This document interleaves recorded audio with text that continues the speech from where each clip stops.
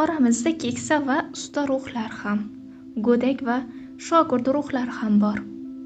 Sayyoramizda qanday qilib akademiklar bilan bir qatorda bog'chaga qatnaydigan bolalar yashasa, ruhiy olamda ham rivojlanish darajasi turlicha bo'lgan ruhlar mavjud.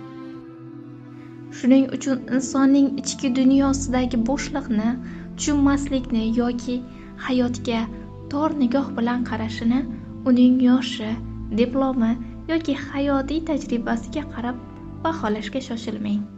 Chunki pasportdagi yosh har doim ham ruhning asl yoshini aks ettirmaydi. Ezoterik ta'limotlarga ko'ra, ba'zan sizni otangizning ruhi sizni ruhingizni yoshidan kichikroq bo'lishi mumkin. Ba'zan sizni kichik farzandingiz yoki ukangiz, singlingiz minglab yillik tajribani o'zida mujassam etgan ruh bo'lishi mumkin.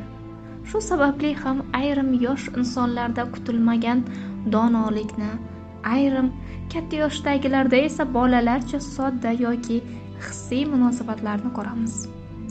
Xo'sh, ruhning yoshi nima? Nega ba'zi insonlar bizga juda qadimiy yoki tanishdek tuyuladi?